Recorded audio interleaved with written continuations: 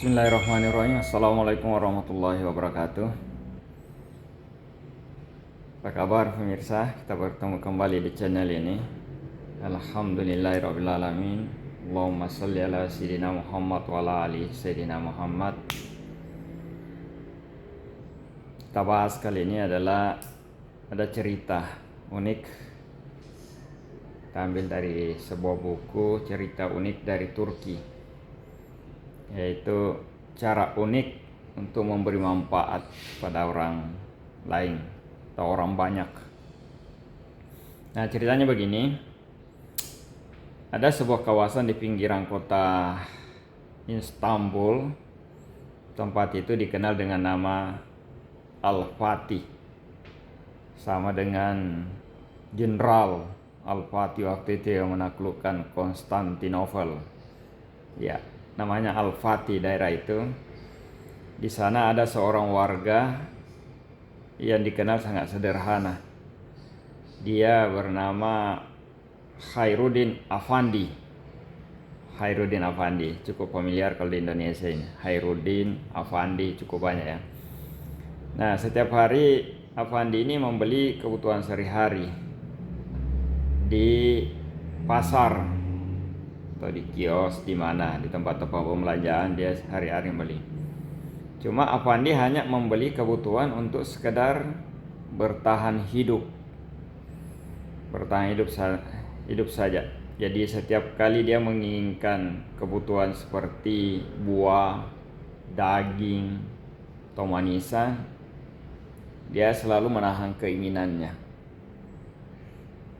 Ingin sekali, tapi dia berusaha menahan karena dia sudah diniatkan, sudah diikhtiarkan untuk dilakukan.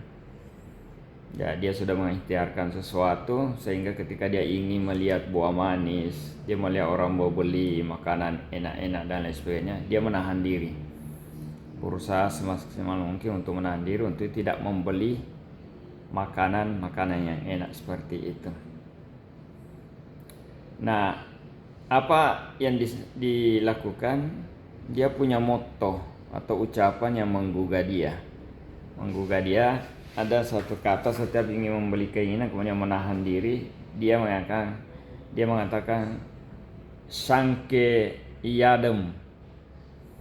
Jadi Sanke Iyadem itu bahasa Turki. Ya, kalau diucapkan itu berarti ya anggaplah saya sudah makan. Jadi Sanke Iyadem, setiap dia mau menginginkan sesuatu, melihat itu, tapi karena ada ikhtiar, ada keinginan yang harus dipenuhi, jadi cuma mengatakan Sanke Iyadem. Anggaplah saya sudah menikmatinya, anggaplah saya sudah makan barang-barang tersebut yang diinginkan tersebut. Jadi itu yang dilakukan setiap ingin dan melihat sesuatu makanan yang enak dan ingin mencicipinya, dia langsung mengatakan Sanke Iyadem. Kemudian dia menahan diri untuk melakukan itu. Ya, itu yang dilakukan sehingga dia selalu punya sisa uang dari hasil belanjaan itu, dan dia cuma memenuhi kebutuhan sekedar untuk bertahan hidup. Dia tidak memikirkan untuk bermewah-mewahan dan lain sebagainya. Seperti orang ini, seperti kita ini hidup bermewah-mewah, suka sekali yang baju-baju lebih. Jadi dia istilahnya itu Sanke Iyadem. Semua sisa uangnya itu kembali ditabung karena dia ingin membangun sebuah rumah ibadah, masjid dari keuangannya sendiri. Jadi terus begitu, hari berganti hari, bulan berganti bulan, tahun berganti tahun, sehingga dia tidak terasa bahwa dia sudah cukup mengumpulkan uang. Kemudian dia berhasil membangun sebuah masjid di tempatnya itu.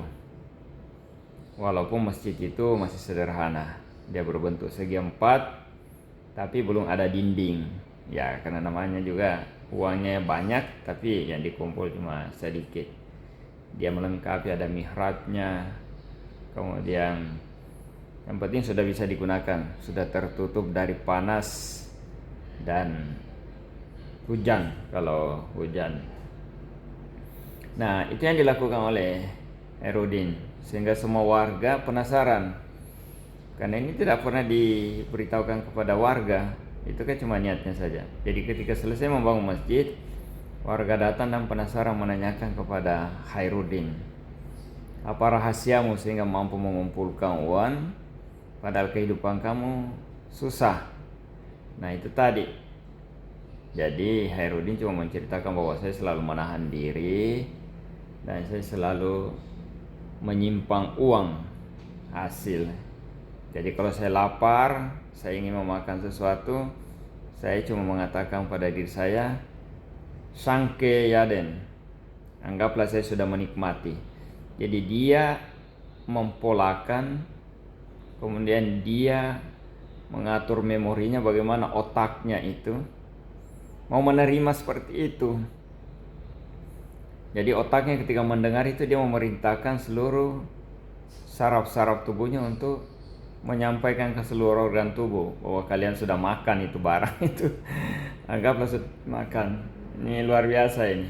Jadi ini semacam pelatihan kontrol diri, pengendalian diri yang mampu memanage organ-organ tubuh kita supaya bisa mengakui dan menerima bahwa sudah dinikmati barang-barang tersebut.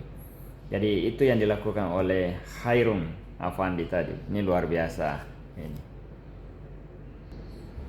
Ya itu cerita dari Turki, singkat tapi itu inspiratif ya. Bagaimana seorang yang punya greget fighting spirit di tengah kesusahan, tapi dia mampu mewujudkan tujuannya untuk kepentingan orang banyak, membangun rumah ibadah untuk kepentingan orang banyak. Ya itulah cara Khairuddin memberi manfaat kepada banyak orang. Dia memberi dengan cara yang unik tadi. Walaupun terkadang memang ya dirinya menderita. Tentu tidak banyak orang seperti itu. Ya insya Allah mudah-mudahan itu masjid bisa menjadi amal jari bagi dirinya. Dan ini bisa menjadi inspirasi bagi kita ketika kita ingin mengikhtiarkan sesuatu, ingin mengamalkan sesuatu dan ingin mendapatkan pahala lebih dari Allah SWT. Ini perbuatan-perbuatan seperti ini sudah disyaratkan Allah dalam Al-Quran, dalam surat Al-Muzammil ayat 20 itu, potongan ayat dari Al-Quran surat Al-Muzammil ayat 20, katakan di situ adalah wa ma tuqaddimu li anfusikum min khairin tajiduhu indallahi wa khairan wa azama ajran. Jadi dikatakan di situ bahwa dan kebaikan yang engkau sumbangkan untuk dirimu maka engkau akan mendapatinya di sisi Allah jauh lebih besar dan lebih baik pahalanya. Jadi sekecil apapun sepanjang itu ikhlas dan itu ada kebaikan, maka Allah akan membalasnya jauh lebih besar. Sering kita mendengar bahwa ketika kita memberi sedekah maka Allah akan membalasnya 700 kali lipat dari pemberian tersebut.